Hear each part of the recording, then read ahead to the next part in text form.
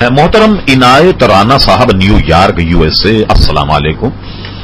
آپ کی یاد فرمانے کا شکریہ۔ آپ کے دو سوال ہیں، سنی اور جماعتی میں فرق، کیا فرق؟ یعنی پوری آپ نے وضاحت نہیں کی۔ شاید آپ یہ جاننا چاہتے ہو کہ سنی اور جماعت اسلامی کے جو لوگ ہیں، غالباً عرف میں انہی کو جماعتی کہتے ہو، ان میں فرق کیا؟ محترم عنایت رانا صاحب، مودودی صاحب جو ہیں وہ نسبتاً دوسرے علماء کے مسائل کے معاملات میں بالکل آزاد۔ ایک بات تو یہ، اور دوسری بات یہ ہے کہ وہ مسلکن بھی اصل میں وہابی تھے، جیسا کہ ان کی ساری کتابوں سے یہ ظاہر ہوتا ہے کہ وہ وہابی مسلکی کی آبیاری کرتے ہیں۔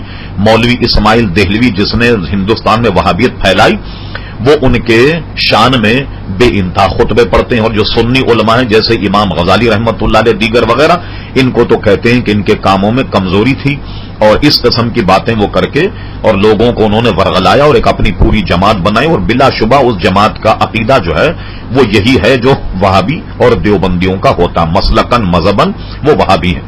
اگر آپ ان کی اپنی کتاب میں ان کی گمراہی دیکھنا چاہیں تو تجدید و احیاء دین، آپ اگر ملاحظہ فرمانے، بہت چھوٹا رسالہ ہے، اسی سے آپ کو پتہ لگ جائے گا کہ یہ شخص جو ہے جمہور مسلک اہل سنت سے یہ شخص جو ہے وہ کھسکا ہوا۔ اور آپ کو حیرانی ہوگی یہ سن کر بھی کہ مسلمان کہلانے والے جتنے طبقے، کسی طبقے نے بھی مودودی صاحب کو نہیں بخشا اور ان کے خلاف انہوں نے کتابیں لکھی۔ مثال کے طور پر ڈاکٹر اسرار احمد صاحب نے جماعت اسلامی چھوڑی، سب سے موٹی کتاب انہوں نے جماعت اسلامی کے خلاف لکھی۔ کوثر نیازی صاحب ایک ذمہ دار عہدے پر تھے جماعت اسلامی، انہوں نے جب جماعت اسلامی چھوڑی تو ان کے خلاف بھی انہوں نے بہت زبردست کتاب لکھی۔ بلکہ آپ تو یہ سن کر کے حیران ہوں گے، اب تو مودودی صاحب کے بیٹے اور پوتے جو ہیں وہ بھی اب جماعت اسلامی کے لیڈروں کو کوس رہے ہیں، جیسا کہ آج کل ہی کے اخباروں میں بھی یہ شائع ہوا۔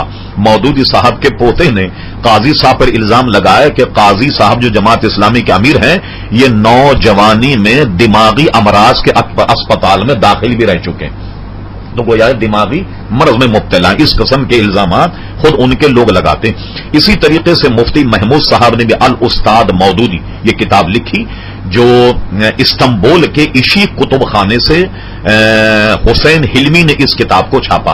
اسی طرح علماء دیوبند کے مشہور عالم دین غلام غوث ہزاروی صاحب نے بھی بہت بڑا تبرے پر مبنی ایک بہت بڑی کتاب لکھی۔ عموماً یہ کہا جاتا ہے کہ تبلیغی جماعت سوائے تبلیغ کے کسی کو کچھ نہیں کہتی۔